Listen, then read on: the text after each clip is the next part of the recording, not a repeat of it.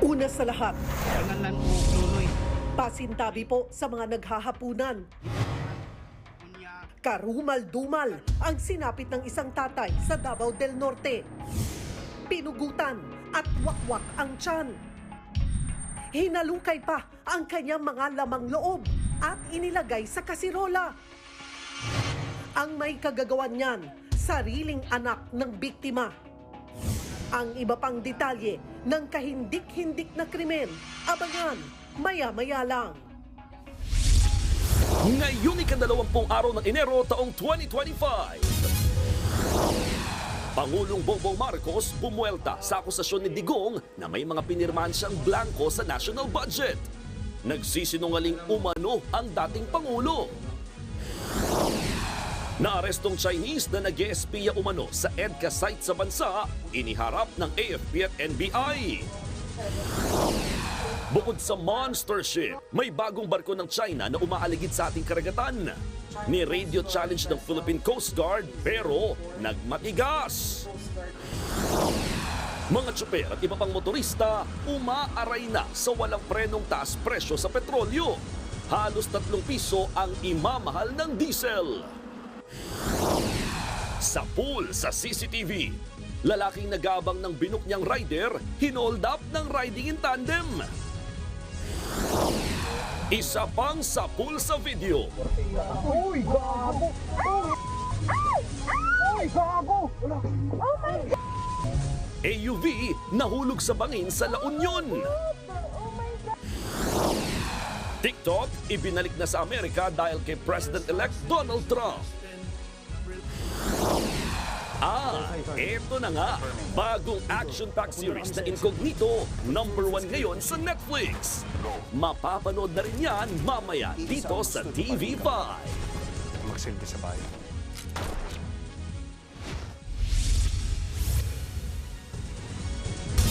Bistado ang isang Chinese na umano'y espiya dito sa bansa.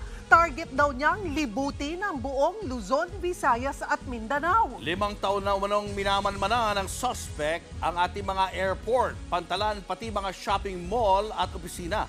Gayun din ang mga EDCA site. Bukod sa Chinese spy, nahuli rin ang 2 kasabwat umanintong mga Pilipino. Nasa frontline ng balitang yan si Camille Samonte. Nahuli ng National Bureau of Investigation ang Chinese na nag-eespiya umano sa ilang istruktura sa bansa.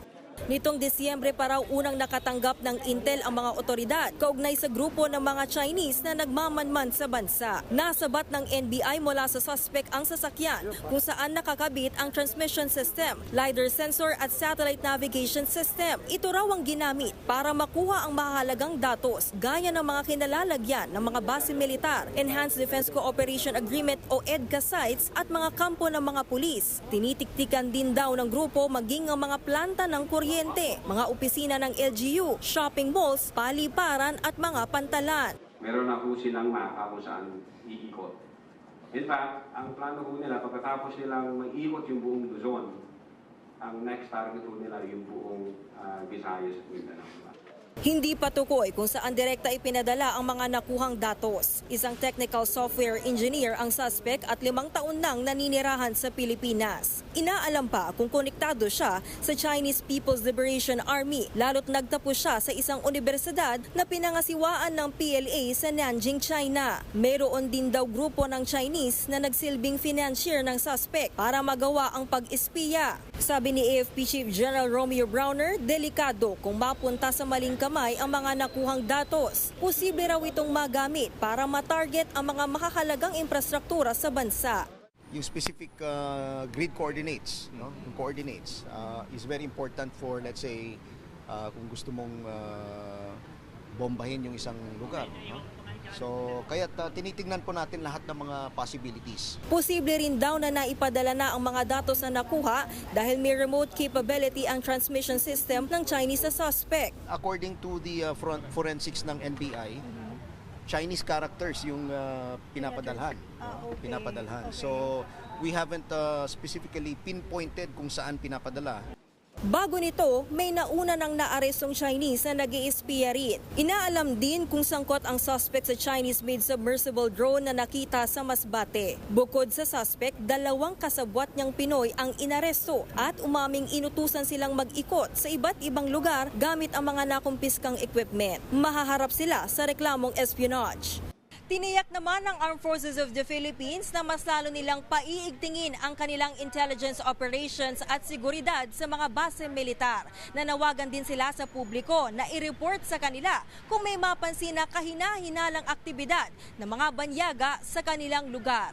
Nagbabalita mula sa Frontline, Camille Samonte, News 5. Nagsisinungaling siya. Yan ang buwelta ni Pangulong Bongbong Marcos kay dating Pangulong Rodrigo Duterte kaugnay ng mga aligasyon nito sa national budget.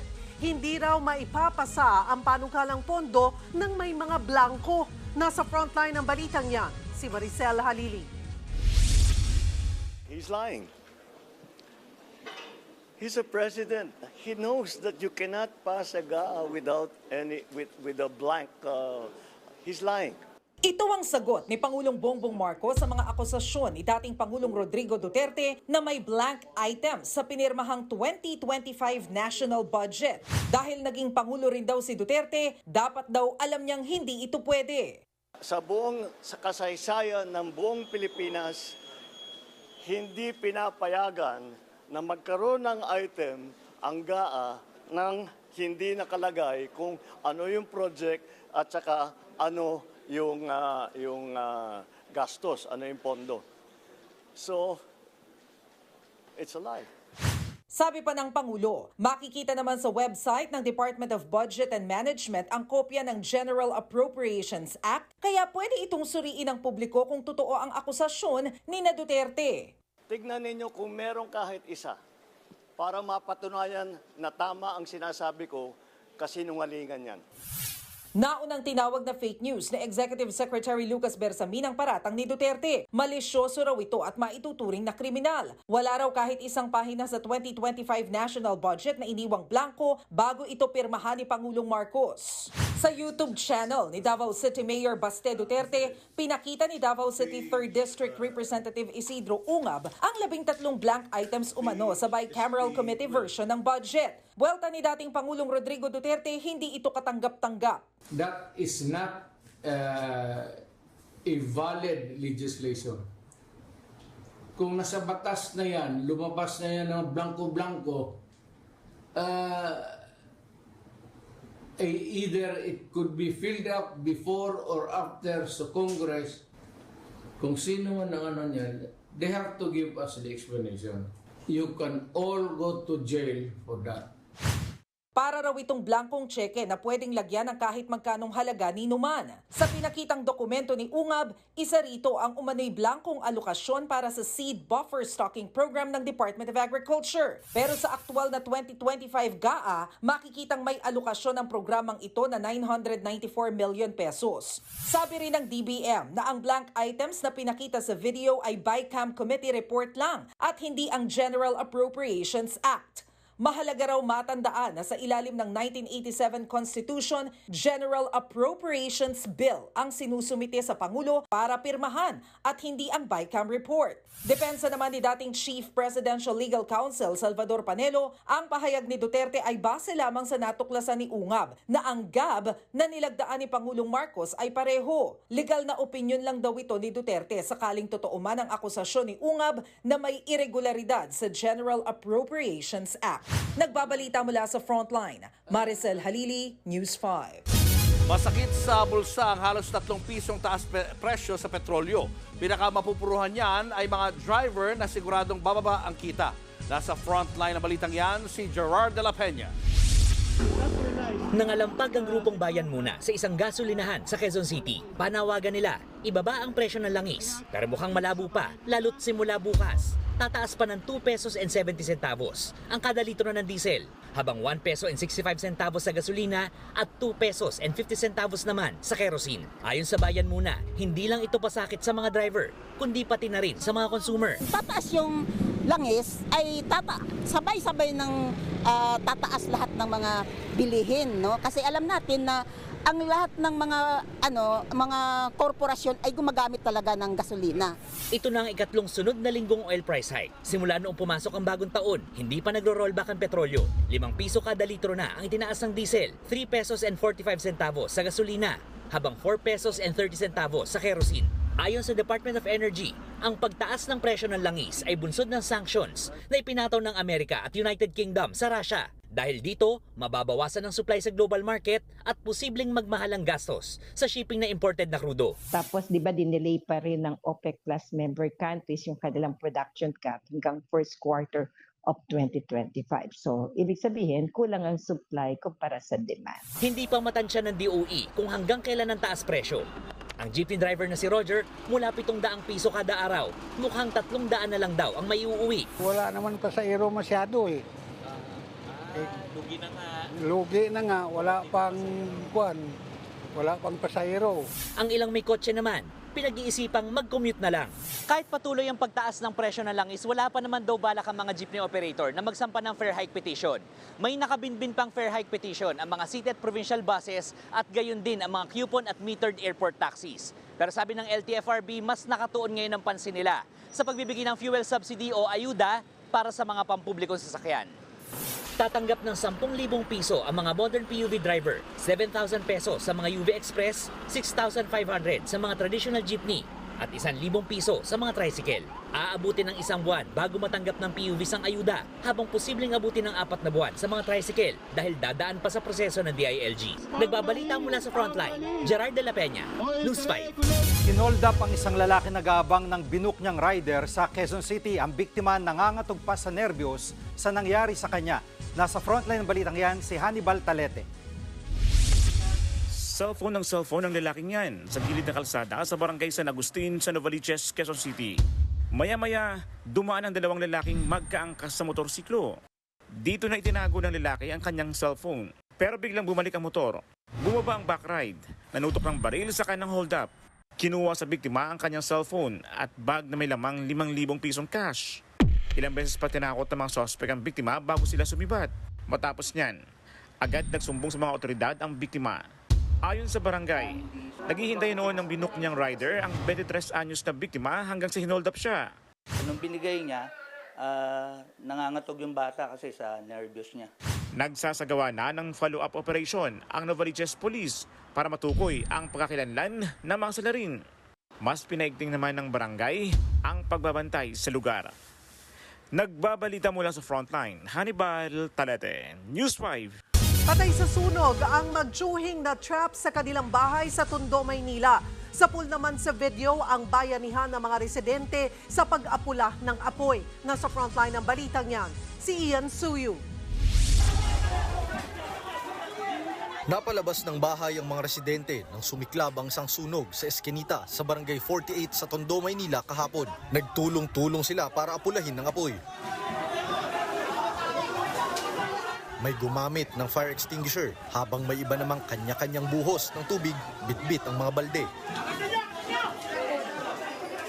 May isang lalaki pang sumampa sa hagdan at sinubukang baklasin ang grills para sagipin ang residenteng lalaking natrap. Tumagal ng ilang minuto bago dumating ang mga bumbero.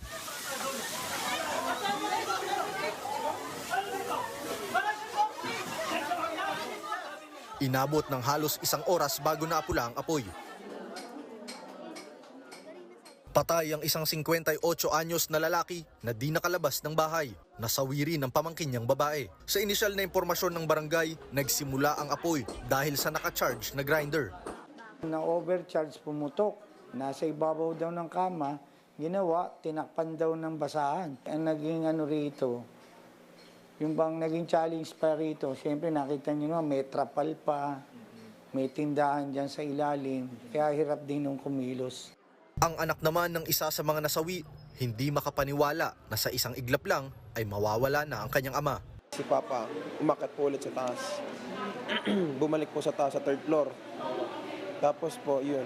Nung nalaman niya na nandun pa pala sa taas yung pinsan ko po. Tapos si Papa, siguro, nadaganan na ng mga, wala po akong masabi yung sa kanya eh. Sobrang bait lang po talaga. Yun po. Isang senior citizen naman ang kasalukuyang na ospital matapos malapnos ang balat. Sa kabuuan, 9 na pamilya ang naapektuhan ng sunog. Nauna nang nagbigay ng tulong ang lokal na pamahalaan ng Maynila sa mga nasunugan. Nagbabalita mula sa Frontline, Ian Suyu, News 5. Nagsimula ng 58 pesos kada kilo na maximum suggested retail price ng imported na bigas. May ilang sumunod pero lumiit ang kita habang meron namang nagbenta pa rin ng mas mahal. Nasa frontline ng balitang yan si Kari Cator.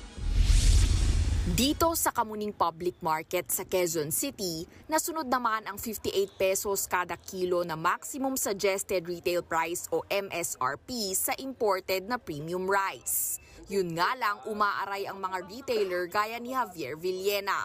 200 pesos na raw ang nawala sa kita niya sa kada kalahating kaban ng inangkat na premium rice. Hindi, tinigil ko muna yung binibiyahang 63, hindi ako na-order. Inuubos ko lamang yung ano din. Ay, anong gagawin? Batas. Nasunod daang eh. Nabawasan din ang kita ng ilang nagtitinda maging sa ibang palengke. Dito sa Mega Q-Mart, wala rin tayong nakitang imported na premium na bigas na lumampas sa 58 pesos kada kilo. Kaya lang ang ilang nagtitinda, hindi maitanggi na sumunod lang sila sa MSRP kahit na bumaba ang kanilang tubo. Taliwas naman ang sitwasyon sa ibang pamilihan gaya ng Guadalupe Commercial Complex sa Makati City at Pasay Public Market. Higit 58 pesos kada kilo pa rin daw ang bentahan dyan ng imported premium rice. Patuloy naman ang pagbabantay ng Department of Trade and Industry sa mga lumalabag. Ang agriculture officials makikipag-usap na rin sa mga supermarket para sa planong pagtatakda ng hiwalay na MSRP. Alam natin na talagang mas mahal ang presyo sa supermarket. Of course, there will be a separate discussion with the supermarkets. Samantala, sa Miyerkules daw target ng DA na magdeklara ng food security emergency for rice. Kukonsultahin pa rin daw muna nila si Pangulong Bongbong Marcos. Sakaling maaprubahan nga ang rice emergency ngayong linggo, sa February 1 sisimulan ang pagbebenta ng nasa 300,000 metric tons ng bigas mula sa National Food Authority. Nasa ganyang bilang din daw ang target mabili ng NFA sa mga magsasaka ngayong taon. Nagbabalita mula sa Frontline, Kari Cator, News 5.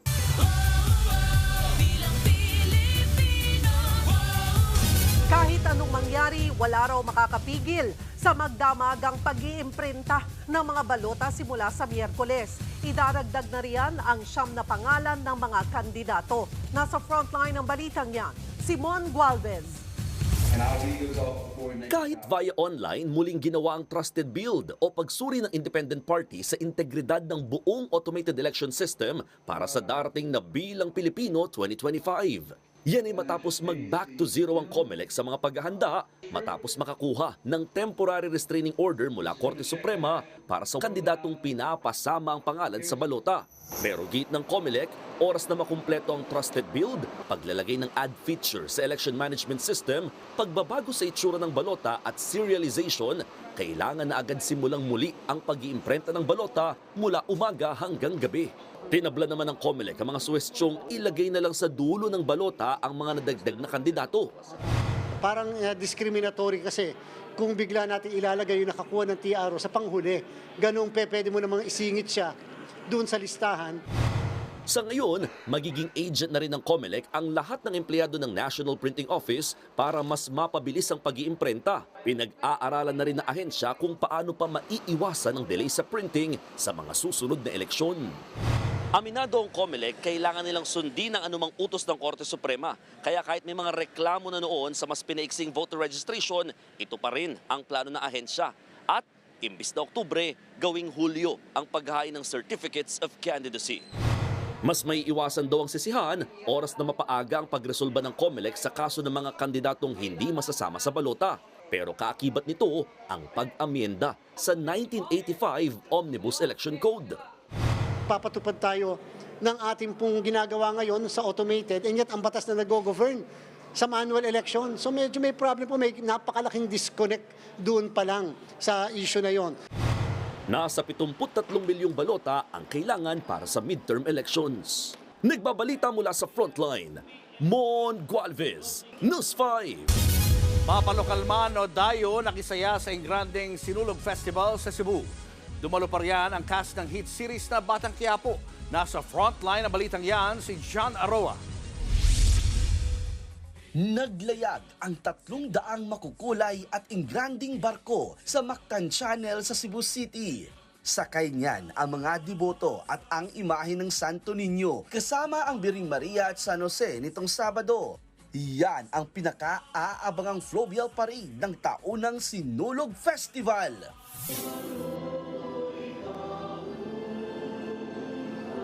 Reenactment ito ng pagdating ng Portuguese explorer na si Ferdinand Magellan at ng Kristyanismo sa Pilipinas. Pero sa kasagsagan ng pista, isang bangka ang sumadsad malapit sa Pier 1. Nailigtas naman ang mga sakay nito. Inaalam pa ang dahilan ng pagsadsad. Ang mga debotong nakilahok, malaki ang pasasalamat sa Santo Niño. Kaya malayo man, dadayuin daw nila talaga ang sinulog bilang panata. I offer it for peace. If there is peace, then there is joy and happiness. Pistang-pista ang buong Cebu, lalo't pumarada rin ang mga higantis at nagagandahang floats.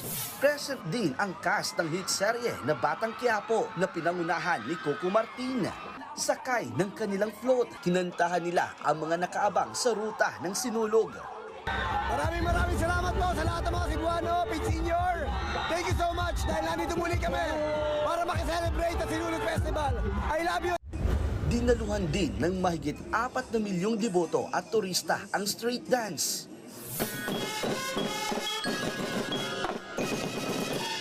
Viva Sinulog! Viva Sinulog! 44 na mga contingent ang nagpasiklaban sa street dancing at ritual showdown.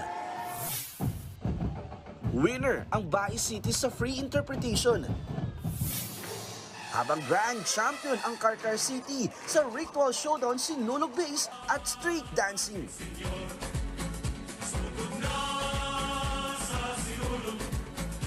Nagbabalita mula sa frontline, John Arua, News 5.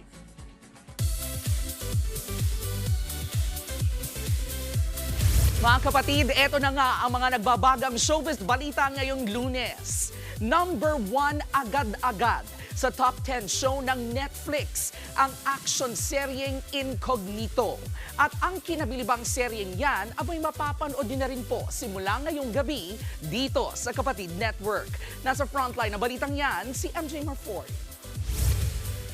Maganda ba? Super ganda! Ayun na nga, the audience have spoken. Mula sa malupit na cinematography hanggang sa mga action scene, pasado sa mga kapatid ang aksyon seryeng Incognito. Sabi nga sa isang comment, on a different level daw ang aksyon. Kaya naman di nakapagtatakang number 1 na nga ito ngayon sa Netflix. Para kay Richard Gutierrez, sulit ang magandang feedback sa buwis buhay niyang pinagdaanan sa show. Kinuwento yan sa atin ni Richard. So I'm supposed to be unconscious underwater. And we decided to film it in the ocean, in the open ocean. Challenging conditions. So I had to start from the bottom of the ocean and then going up. And then sa gitna ng eksena kasi magiging conscious ako bigla. Si Daniel Padilla, nag-shine ng gusto sa pagiging action star. Kahit naman nung una, itong hindi pa rin ako decided na, alam mo yun, Totoo? 100% na. Ito na ba yung gagawin ko? After nung first taping day namin, yung action namin sa train, nawagan ko Tito yan, sabi ko, ito yung nahanap ko. Bumalik yung drive ko, sabi ko, sa pag-aarte. Para naman kay Ian, makatotohanan na lumabas ang fight scenes dahil na rin sa malupitan nilang training. Each character, we have our own way of fighting. Kasi it's very specific. And also sa training, sa specific guns na gamit ng kada character. So we were in the firing range, tapos merong times naman na nasa airsoft range kami because yung mga entry, exit, mga clearing the room, yung mga tactics na ginagamit talaga. Gunner. Si Baron Geister nga, sniper ang expertise. Kasi training, muscle memory, it works. Oh, wow. And mas maganda yung kinalabasan. So I'm like, wow! Importante talaga ang training and practice. Kasama rin sa incognito sina Kyla Estrada, Anthony Jennings at Maris Racal. Hawakan nyo ng remote control ng TV nyo dahil simula na ng misyon mamayang 8:45 ng gabi, incognito sa TV5. Nagbabalita mula sa Frontline, MJ Marfuri, News 5. Susunod, tatay pinubutan ng sarili niyang anak. Mga lamang loob ng biktima natagpuan sa kaserola. Dambuhalang sawa biglang sumulpot sa isang boarding house. May natuklaw pa. At dating Quezon City Mayor Herbert Bautista hinatulang guilty sa kasong graft.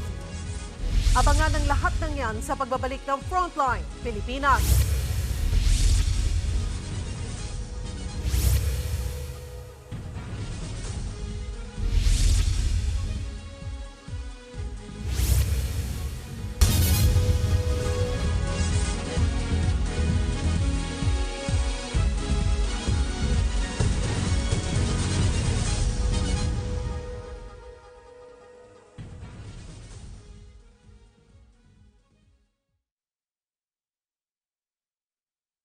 Mga kapatid, Julius Babaw po. Nasa Middle East o sa amang dako ka ng mundo, manatiling may alam at may pakialam sa mga may init na balita dito sa ating bansa. Simulan po natin ang bawat araw sa tuloy-tuloy na balitaan sa Frontline. Mag-follow at mag-subscribe sa social media pages ng News 5. Ang papasok lang pong balita, niyanig ng magnitude 5.4 na lindol ang Batangas. Ayon sa PHIVOX, naitala ang epicenter ng lindol 26 na kilometro mula sa kanlurang bahagi ng Kalatagan. Wala namang pinsalang dala ang lindol pero posible ang aftershocks. Naramdaman ang intensity 3 hanggang sa Quezon City. Masintabi po, sensitibong balita ang inyong mapapanood. Karumal-dumal na sinapit ng isang lalaki sa kamay ng kanyang anak sa Davao del Norte. Pinugutan siya at tinanggalan ng lamang loob. Nasa frontline ng balitang yan si Bril Montalvo. Ulo ang iyang amahan. Wala ng ulo at wakwak ang tiyan. Ganyan nadatnan ang bangkay ng 60 taong gulang na lalaki sa loob mismo ng kanyang bahay sa Tagum, Davao del Norte linggo ng umaga. Ang masaklap pa, tinanggal din ang lamang loob niya at inilagay sa kasirola. Ang pumaslang sa lalaki, ang kanyang mismong anak. Dito sa loob ng kanilang pamamahay, ginawa ng sa fish pan sa harap ng kanilang pamamahay. Pero hanggang sa ngayon ay hindi pa rin nakikita ang ulo ng biktima. Na-recover sa crime scene ang bolo at kahoy na ginamit sa krimen. Ayon sa otoridad, nag-away ang mag-ama hanggang sa pinalo ng kahoy ang biktima bago pugutan ang ulo. Agad namang nahuli ng mga kapitbahay ang suspect at dinala sa mga pulis. Aminado ang anak ng biktima sa pagpatay. Nagawa lang daw niya ang krimen nang maalala niya ang pananakit na ginawa ng kanyang ama noon sa kanya. Dati raw siyang sinisipa ng kanyang tatay sa mukha at nilulunod sa gitna ng palaisdaan. Humihingi na lang ako ng kapatawaran kasi hindi ko talaga alam na napatay ko na pala siya. Desidido naman ang pamilya ng biktima na papanagutin ang suspect kahit pa man kadugo nila ito. Hindi namin mapapatawad ang aming kapatid dahil sa ginawa niya sa aming ama. Inilibing na ang biktima alinsunod sa tradisyong Islam. Nasa kustodiya ng Tagum City Police ang suspect at posibleng maharap sa reklamong parricide. Hihilingin rin ng pulisya sa korte na isailalim sa psychological assessment ang suspect. Nagbabalita mula sa Frontline, Bril Montalvo, News 5. Hinatulang guilty ng Sandigang Bayan si dating Quezon City Mayor Herbert Bautista para sa kasong graft. Sinintensyahan si Bautista at dati niyang city administrator na si Aldrin Cunha ng 6 hanggang 10 taong pagkakakulong. Habang buhay rin silang pagbabawalang humawak ng anumang posisyon sa gobyerno. Nag-ugat ang kaso sa 2019 procurement ng isang online occupational permitting and tracking system. Ayon sa ombudsman, walang maayos na city ordinance para sa proyektong ito nung termino ni Bautista. Wala rin daw ebidensya na na-deliver ang sistemang ito. Nanindigan naman ang kampo ng dating alkalde na inosente siya. Maghahain daw sila ng motion for reconsideration. Panibagong barko ng China ang umaaligid malapit sa dagat na sakop ng Zambales. Tila ipinalit ito sa tinaguriang monster ship na malapit na ngayon sa Bajo de Masinloc. Nasa frontline ng balitang yan, si Ria Fernandez. January 4 na monitor ang China Coast Guard 5901 o ang tinaguriang monster ship malapit sa Capones Island ng Zambales. Makalipas lang ang 2 linggo, isa pang barko ng China ang namataang paikot-ikot sa ating EEZ. Kahapon ang mamataan ng Philippine Coast Guard ang bagong China Coast Guard Vessel 3304 sa loob ng ating exclusive economic zone malapit sa Zambales. Yan ay habang unti-unting palayo ang naunang China Coast Guard Vessel 5901 sa lugar na mas kilala bilang monster ship. Ayon sa Philippine Coast Guard, 111 meters ang haba nito, mas maliit kumpara sa monster ship. Pero di hamak na mas malaki pa rin kumpara sa ating BRP Gabriela Silang na 83 metro lang. Agad kinwestiyon ng PCG ang iligal na pag-aligid ng isa pang barko ng China.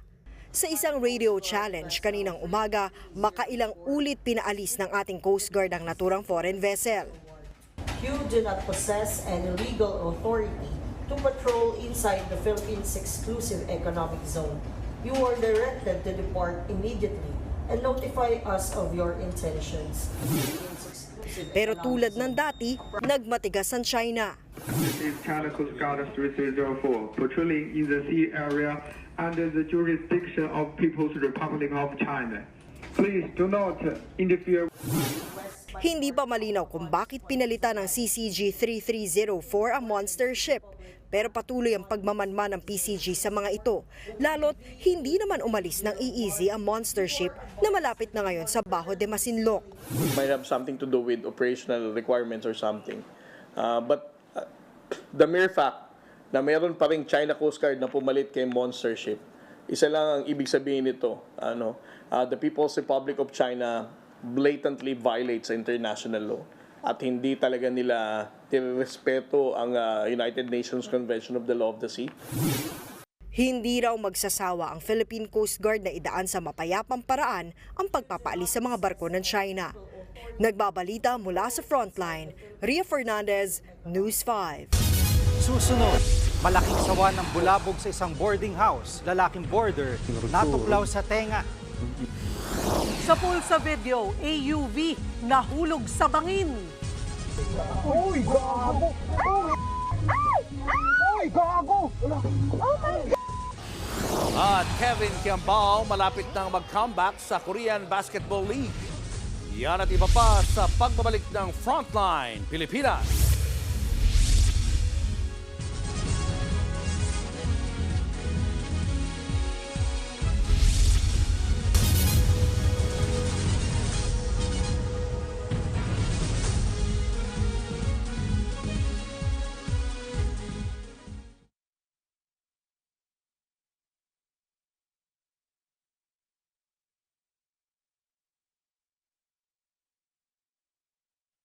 Mga kapatid, Julius Babaw po, nasa Middle East o saan mang dako ka ng mundo, manatiling may alam at may pakialam sa mga mainit na balita dito sa ating bansa.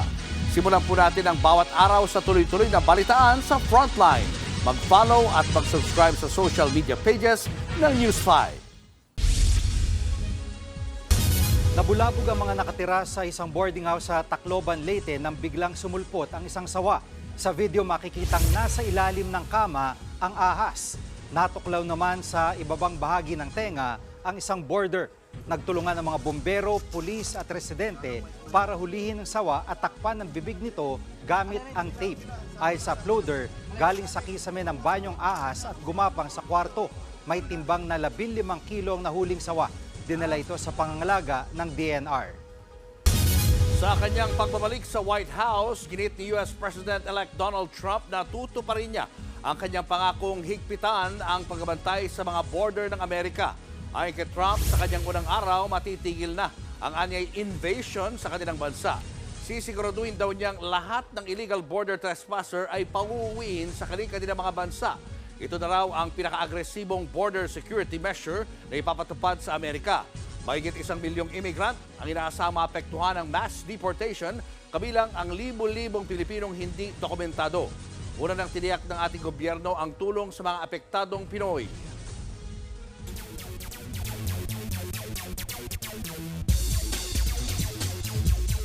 May nagbabalik para maghatid ng maiinit na Frontline News sa sports. Walang iba kundi si PVL star, Fifi Sharma. Welcome back, Fifi! Maraming salamat, Cheryl.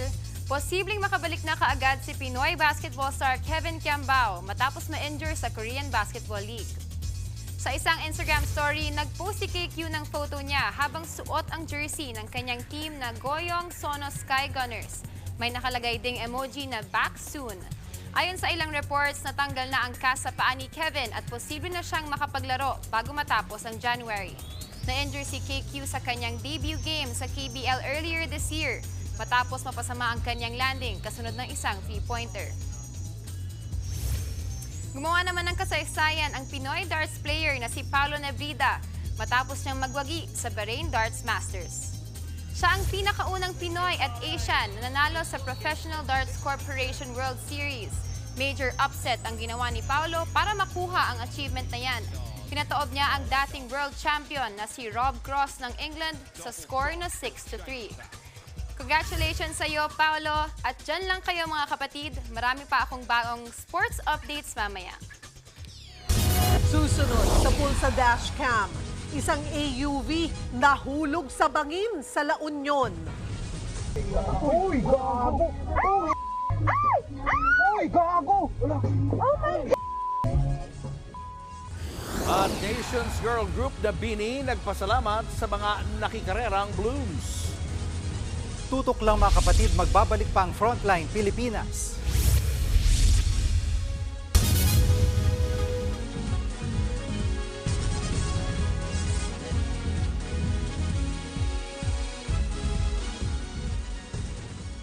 Mga kapatid, Jig Manikad po, nasa Middle East o saan mang dako ka ng mundo manatiling may alam at may pakialam sa mga mainit na balita dito sa ating bansa. Simulan natin ang bawat araw sa tuloy-tuloy na balitaan sa Frontline. Mag-follow at mag-subscribe sa social media pages ng News 5. Sa Pulsa Video, ang sasakyang nahulog sa bangin sa La Union. Sugatan ng driver at ang kanyang mag-iina. Nasa frontline ng balitang yan, si Ria Fernandez. Kuha ito sa dashcam ng sasakyang binabagtas ang Nagilian Road sa Nagilian, La Union, Sabado ng hapon. Maya-maya, biglang kumabig sa kanang bahagi ng kalsada ang isang AUV at tuluyang nahulog sa bangin na nasa 13 talampakan ng lalim. Ang driver at pahinante ng truck na malapit sa lugar, pinuntahan ng bangin at tiningnan ang nahulog na sasakyan. Ayon sa isa sa mga unang tumulong sa mga nadisgrasya, may iniwasang sasakyan daw ang AUV bago ito nahulog. Yung kasalubong niya daw, mababangga niya kaya iniwasan niya na itama sa bato yung isang gulong. Hindi naman nakapagpreno. Kinilala ang driver ng AUV na si Philip Capatas, 42 taong gulang. Sakay niya ang kanyang asawa at 2 anak. Base sa investigasyon ng pulisya, galing sa Cabala Union ng pamilya at pauwi na sila sa bayan ng Burgos. Nang bigla raw nawala ng kontrol ng driver ng sasakyan. Sabi niya, iniwasan niya daw yung kasalubong niya. Pero nakikita naman po na nasa linya naman po yung kasalubong niya. Nagtamo ng minor injuries ang driver at ang kanyang mga sakay. Nagbabalita mula sa Frontline, Ria Fernandez, News 5. Naibalik na muli ang social media app na TikTok sa Amerika matapos mag-shutdown sa loob ng 12 oras. Nangako si US President-elect Donald Trump na ipagpapaliban ang pagpatupad ng naturang ban. Sa isang pahayag, nagpasalamat ang pamunuan ng TikTok kay Trump dahil sa katiyakan na ibinigay nito sa mga user. Naunang pinatupad ang TikTok ban matapos ipasa ang batas na nag-uudyok sa TikTok na ibenta sa isang non-Chinese company ito. Nasa 170 million ang gumagamit ng TikTok sa Amerika.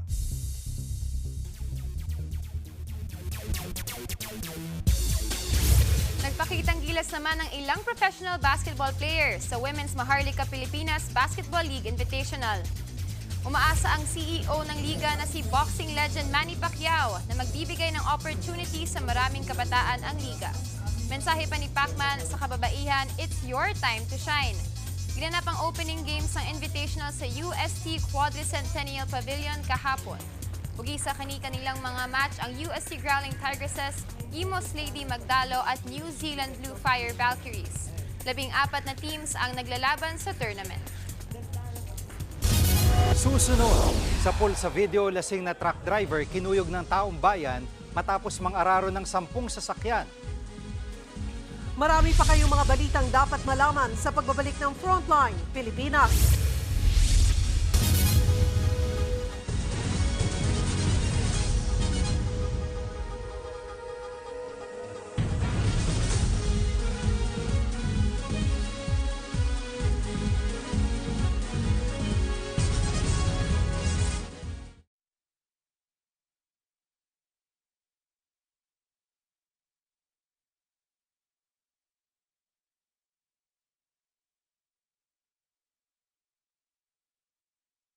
Mga kapatid, Jiggy Manikad po, nasa Middle East o saan mang dako ka ng mundo, manatiling may alam at may pakialam sa mga mainit na balita dito sa ating bansa.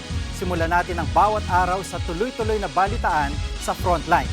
Mag-follow at mag-subscribe sa social media pages ng News 5. Kinuyog ang isang truck driver na nang-araro ng 10 sasakyan sa India. Ang driver walang kawala nang habulin siya ng taong bayan. Nang mahuli na bistong lasing ang driver. Narito ang report. Dahan-dahang nag-overtake ang puting kotse na yan sa isang truck sa Pune City, India. Maya-maya, bigla siyang nasalpok ng humaharurot na container truck. Sumadsad sa gilid ng kalsada ang kotse, habang ang container truck tumakas. Pero ang mga motorista, hinabol ang truck. Sa dami ng tumugis, kusang gumilid sa kalsada ang truck. Dito na kinuyog ang driver. Ang ilan, may dala pang pamalo. Agad rumisponde ang mga otoridad para awatin ang gulo. Napag-alamang matindi ang galit ng taong bayan sa driver dahil 10 sasakyan na pala ang inararo ng truck. Arestado naman ang driver na nabisto pang lasing. Nagbabalita mula sa Frontline, Gerard de la Peña, News 5. Showbiz, eto na nga! Mga kapatid, eto na nga. Dream collaboration para kay Black Eyed Peas member Apple the App ang makasama sa isang proyekto ang nation's girl group na BINI. In a special shout-out, binanggit ng international singer ang BINI nang tanggapin niya ang KDR Icon of the Year for Music Award sa 10th Wish Music Awards kagabi. Tinawag pa niyang world-class ang nation's girl group. Proud din daw siya sa growing music industry sa bansa at sa pagsuporta ng mga artist sa kapwa artist. And speaking of BINI, super grateful ang grupo sa mga nakilahok sa kanilang BINI Fun Run kahapon. Sa kanila pong Facebook post, pinasalamatan ng BINI ang 7,000 plus na runners. Nawala ng bahay ang ilang residente sa Mandaluyong nang dahil umano sa naiwanang charger. Sa Quezon City naman, magdamag na inapula ang sunog na sumiklab sa isang cold storage facility. Nasa frontline ng balitang yan, si Gary De Leon. Nasunog at nabalot ng makapal na usok ang cold storage facility na ito sa FPJ Avenue sa Quezon City. Mag-aalas 3 ng madaling araw nang sumiklab ang apoy. Pahirapan ang pag-apula dahil sa mga nakaimbak na combustible o materyales na madaling masunog. Kinakailangan din ng mga bombero na gumamit ng breathing apparatus para maabot ang ilang bahagi ng nasunog na gusali. Malamig sa loob pero maraming usok. Madilim po sa loob. Kung makikita nyo po, sabi ko nga sa inyo, para kayong nasa loob ng refrigerator na malaki. Bago naman gumapang ang apoy sa mga katabing establishmento, ay naapula na ito. Tumagal din ng 9 na oras ang sunog. Wala naman nasugatan, bagamat may isang bomberong nahilo sa tindi ng usok. Iniimbestigahan pa ang sanhi ng apoy. Nangangalit na apoy rin ang sumiklab sa residential area sa barangay New Saniga, Mandaluyong. Napaluhan na lang ang mga residente habang pinapanood ang nasusunog nilang bahay. Karamihan sa kanila, wala nang naisalbang gamit. Wala po kahit isa. Kung ano lang po yung suot namin, yun lang. Wala kami naisalba. No. Wala. Tumagal na higit 1 oras bago naapula ang apoy. Walang nasawi pero isang bombero ang nasugatan habang isang lola nahilo. Ayon sa mga residente, naiwang naka-charge na cellphone ang pinagmulan ng apoy. Iniimbestigahan pa ng BFP kung totoo yan. Nagbabalita mula sa Frontline, Gary De Leon, News 5. Nabisto ang isang bahay na ginagawang drug den sa Santa Rita, Samar. Nahuli sa buy bus ng 3 suspect kabilang ang tagabantay ng drug den. Nakumpiska ang higit 20 gramo ng shabu na nakakalaga ng higit 139,000 pesos at ilang drug paraphernalia. Samantala, nasabat ang higit 1.4 million pesos na halaga ng iligal na droga sa isa pang bypass operation sa Makati City. Kabilang sa nakumpiska ang higit 100 packs ng vape cartridge na may marijuana oil, ilang gramo ng shabu at ecstasy. Kalaboso ang dalawang drug suspect habang nakatakas ang isa nilang kasamahan. Naitala sa Baguio ang una nilang kaso ng Mpox. Ang pasyente ay 28 years old na lalaki. Clade 2 variant ng virus ang tumama sa kanya na less severe kumpara sa nakamamatay na Clade 1 variant. Ayon sa Baguio City Health Services Office, nakumpleto na niyang isolation at gumaling na noong January 17. Wala namang ipatutupad na lockdown pero hinikayat ng Baguio LGU mga residente at turista na mag-face mask, mag-social distancing at maghugas ng kamay. Sa buong bansa, higit 50 naitalang kaso ng Mpox hanggang noong Desyembre. 500 pesos na pensyon kada buwan, mahirap man o mayaman. Yan ang hiling ng grupo ng mga senior citizen. Nagsagawa ng kilos-protesta kanina sa labas ng Senado ang United Senior Citizen Party List para iparating yan. 8 buwan na raw kasing nakatenga sa Senado ang panukala sa 500 pisong pensyon. Isinusulong ito ng grupo para raw mawala na ang diskriminasyon na tanging mga mahihirap lang na lolo at lola ang nakakatanggap ng ayuda. Sakali raw maipasa ang panukalang batas, aabot sa 7 milyong senior citizens ang makikinabang. Hindi naniniwala si Gabriela Party List Representative Arlene Brosas sa paratang ni dating Pangulong Duterte na blank item sa 2025 budget. Si Senadora Amy Marcos naman, itanong na lang daw sa ibang senador ang kababalaghan sa pondo. Nasa frontline ng balitang yan, si Mean Los Baños.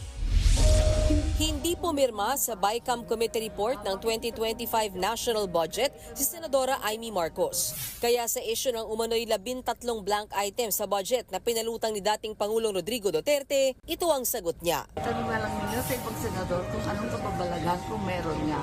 Ang akin, ang privilege speech na ako, tapos sinabi ko na yung nakita ko na mga problema at matapos noon, hindi na ako pumirma. Si Gabriela Party List Representative Arlene Brosas naman, hindi naniniwala na may mga blankong halaga sa budget.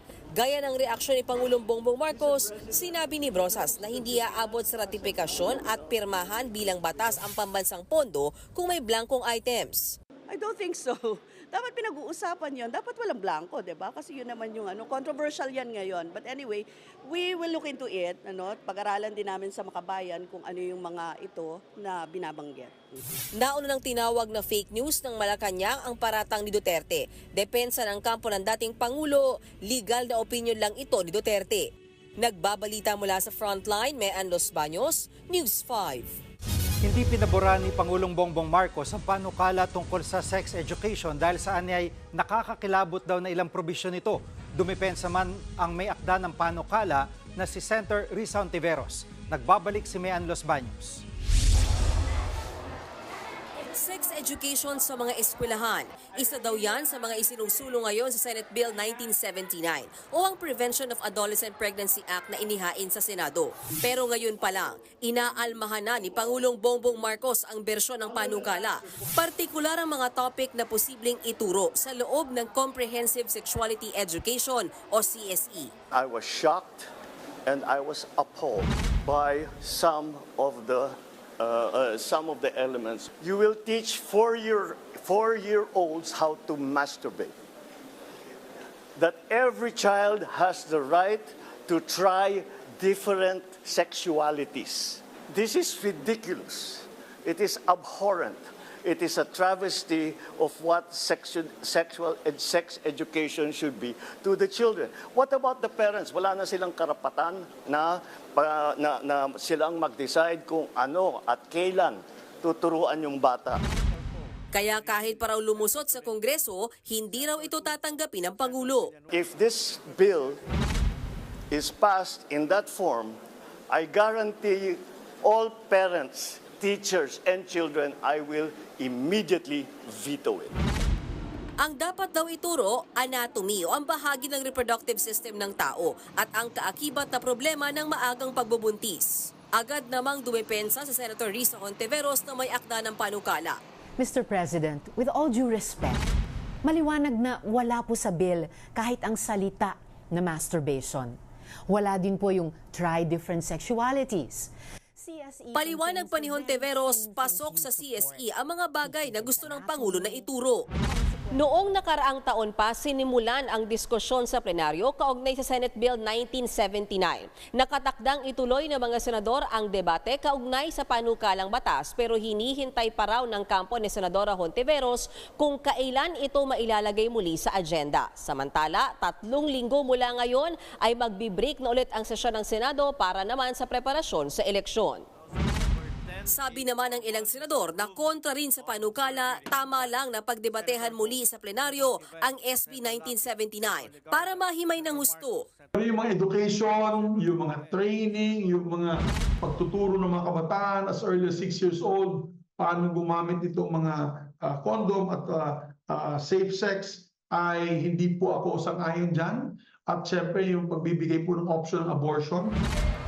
Para naman kay Senator Joel Villanueva, sa pagtugon sa tumataas na kaso ng maagang pagbubuntis, mahalagang hindi ito dapat makapinsala sa kalusugan, pag-aaral at moral ng mga bata. Nananawagan po tayo sa ating mga kasamahan dito po sa Senado at sa buong Kongreso na maging mas mapagmatsyag at huwag basta-basta magpabudol sa panukalang ito. Nagbabalita mula sa Frontline, Mean Los Baños, News 5. Nag-qualify ang Philippine Women's National Futsal Team sa 2025 AFC Women's Futsal Asian Cup. Nakuha nila yan matapos maka-third place sa group stage ng qualifiers. Nabigo man ang mga Pinay sa kanilang huling laban kontra sa Australia, sapat na ang nakuha nilang points para mag-qualify. Una na nilang tinalo ang Kuwait at Turkmenistan. Ito ang unang beses na nakapasok ang Pilipinas sa Futsal Asian Cup. Gaganapin ang tournament sa China sa darating na May. Tinambakan naman ng Converge Fiber Xers ang Blackwater Bossing para mapalakas ang tansya sa twice-to-beat advantage sa Commissioner's Cup playoffs. Nauna para sa Converge si Justin Baltazar na naka-20 points, 10 rebounds, 3 steals at 2 blocks. Naka-double-double din ang import na si Chick Diallo na naka-20 points at 18 rebounds. Natapos ang match sa score na 127-109. Ito ang ikawalong panalo ng team in 11 games at hawak na nila ngayon ang second seed. Napanatili naman ng NLEX Road Warriors na buhay ang chance nila para sa playoffs. Pinutol ng NLEX ang 5-game losing streak matapos pabagsakin ang Phoenix Fuel Masters 108-94. Muntik na makakomeback win ang Phoenix pero hindi yan hinayaan ni NLEX star guard Robert Bolick na umarangkada sa fourth quarter. Naka-26 points, 5 rebounds at 9 assists si Bolick. Umakyat sa 4 wins at 6 losses ang record ng Road Warriors na ika-9 na pwesto sa standings. At yan ang mga frontline news sa sports. Ako po si Titi Sharma. Mga kapatid, sa mga mahilig sa keso dyan, sakto po ang araw na ito para sa inyo. Dahil today, January 20, ay National Cheese Lovers Day. Kailan nga ba nadiskubre ng humanity ang salty, tangy, delicious goodness ng cheese? Wala pong eksaktong petsa ng discovery, pero ang earliest record ng cheese making ay sinasabing noong 5,500 BC sa rehiyon na ngayon ay kilala bilang Poland. Libong taon na ang nakalipas, itinatransport ang gatas gamit ang tila bag na gawa sa tiyan ng tupa. Lalagyan po ito ng asin at doon na maghihiwalay ang likido at ang mismong buong gatas. Parang kagaya nung sa tofu. At dito na nga mabubuo ang cheese o keso. Ngayon, nasa 1,800 ang cheese varieties sa buong mundo. Sa dami po niyan, kailangan ng 5 taon para matikman ang bawat isang klase kada araw. Sinasabi nga na ang pinakamabigat daw na nagawang keso ay tumitimbang ng 57,518 pounds o katumbas ng mahigit 26,000 kilos. Gawa po raw yan ng isang Canadian cheese maker. Sinasabi ring ang pinakamahal na pound of cheese ay maibibenta naman sa halagang $600 hanggang $1,000 o nasa higit 58,000 pesos. Yan po ang Pure Cheese.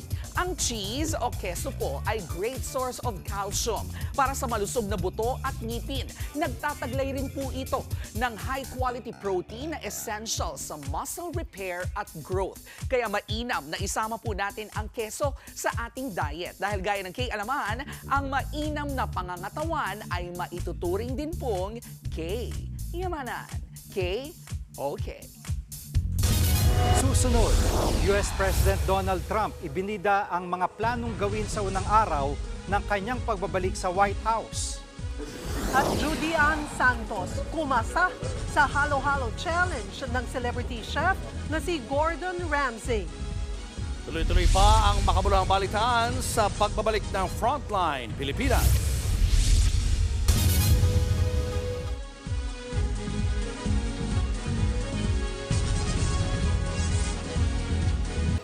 Mga kapatid, Cheryl Cosing po. Nasa Estados Unidos, Canada o saan man dako ka ng mundo, manatiling may alam at may pakialam sa mga maiinit na balita dito sa ating bansa. Simulan natin ang bawat araw sa tuloy-tuloy na balitaan sa Frontline. Mag-follow at mag-subscribe sa social media pages ng News 5.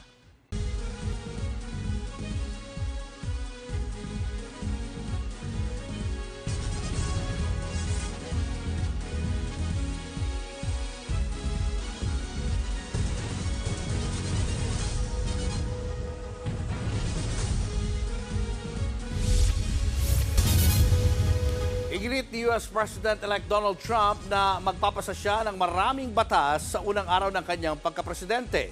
Yan ang binida niya sa kanyang victory rally isang araw bago ang kanyang inauguration. Narito ang Frontline News Abroad. Sa kanyang victory rally, ganado at sumasayaw si US President-elect Donald Trump sa Capital One Arena sa Washington, D.C. sa Amerika. Sinayaw niya ang signature campaign rally song na YMCA kasama ang original singers na The Village People. Nangyari yan isang araw bago ang kanyang inauguration at pagbabalik sa White House makalipas ang 4 na taon. Dito niya ibinida ang kanyang mga balak gawin sa Amerika. I will act with historic speed and strength and fix every single crisis facing our country. We have to do it. Sa kanyang unang araw bilang presidente, marami raw siyang ipapasang batas. We're going to do a lot of things. You're going to see something tomorrow. You're going to see executive orders that are going to make you extremely happy. Lots of them. Lots of them. Sinabi rin niya na isa sa publiko ang mga dokumentong konektado sa assassination ni dating US President John F. Kennedy at iba pang usaping may interes ang publiko. It's all going to be released, Uncle Sam. Bukod dyan, inakuna ni Trump ang nangyaring ceasefire sa Gaza at Israel kahit panahon ito ni outgoing US President Joe Biden. And this agreement could only have happened as a result of our historic victory in November. Idiniin din ni Trump na sa kanyang panunungkulan, aalisin niya ang mga transgender sa mga eskwelahan. Aalisin din daw niya ang mga lalaki sa mga pambabaing sport. Present sa victory rally ni Trump ang negosyanteng si Elon Musk. Ngayong araw nakatakda ang inauguration ni Trump matapos manalo laban kay outgoing US Vice President Kamala Harris sa presidential elections noong November 5, 2024. Nagbabalita mula sa Frontline, Rainiel Pawid, News 5. Showbiz, eto na nga! Mga kapatid, eto na nga, dream come true para sa culinary enthusiast ang pagbisita sa bansa ng Michelin star chef na si Gordon Ramsay.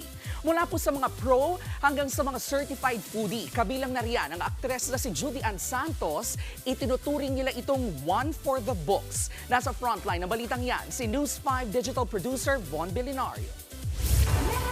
This is it! Gordon Ramsay is in Manila, in the flesh.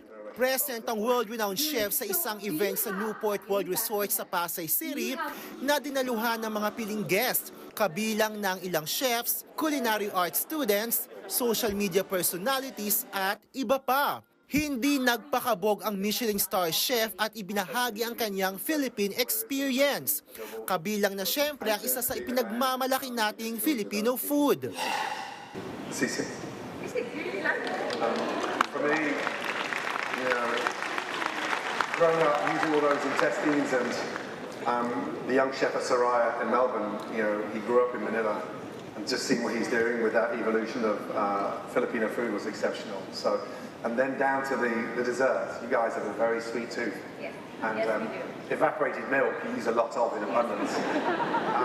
We grew up with a rice pudding made with evaporated milk and sultanas, and so yeah, I have a very sweet tooth, and those kind of little nuances always takes me back to my childhood. Highlight din ng event ang presensya ng celebrity chef na si Judy Ann Santos, food content creator na si Ninong Rai, Gordon Ramsay Bar and Grill head chef na si Bea Triscua at culinary student na si Danica Lucero, kung saan hinamon sila ni Gordon na gumawa ng sariling version nila ng halo-halo. Sa dulo, congratulations goes to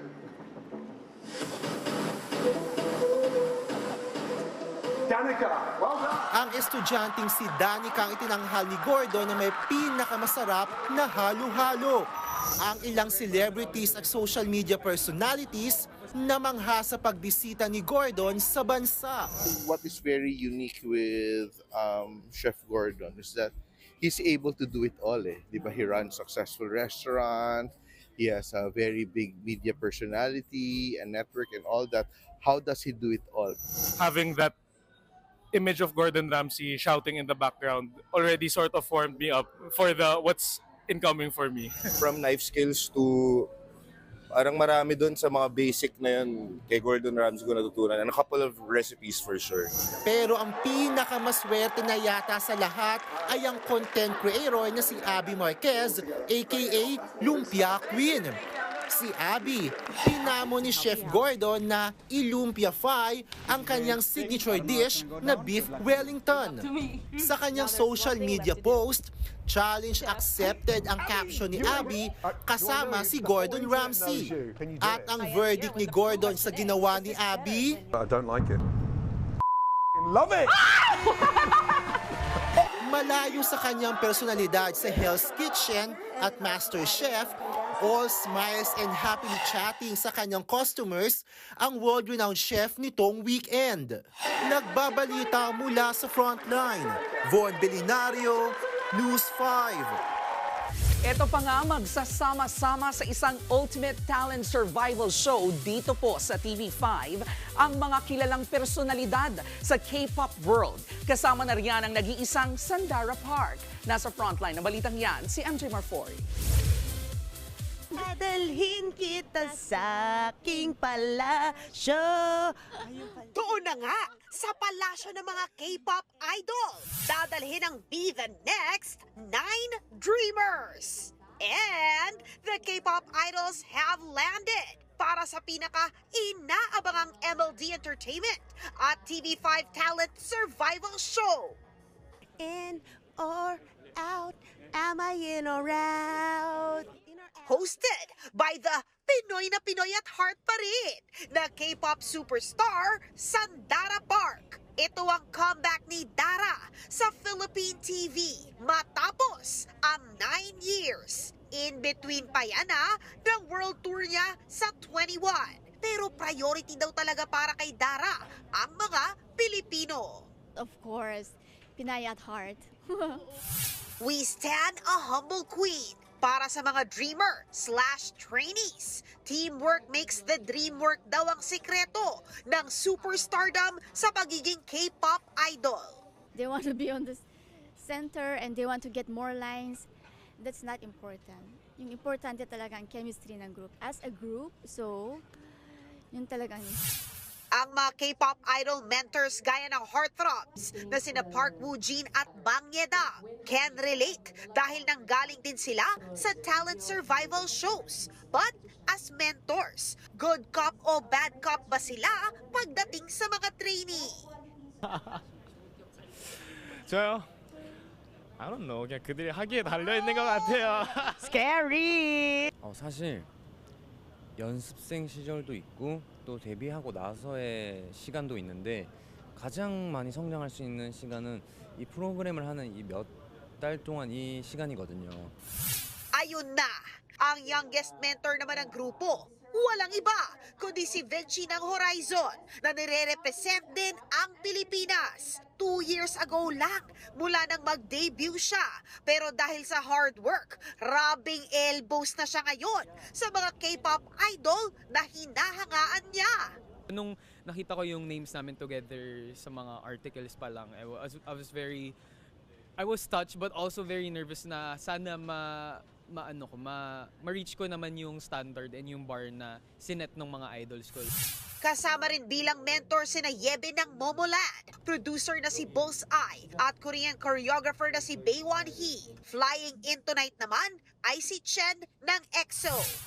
Exciting! Mapapanood ang Be the Next 9 Dreamers every weekend. Simula February 8 at 7:15 p.m. at February 9 ng 8:15 p.m. sa TV5. Nagbabalita mula sa Frontline. MJ Marfori, News 5. At yan ang mga balita at impormasyong dapat niyong malaman sa araw na ito. Mga balita para sa may alam at may pakialam. Kami ang inyong mga kasangga sa Frontline Pilipinas.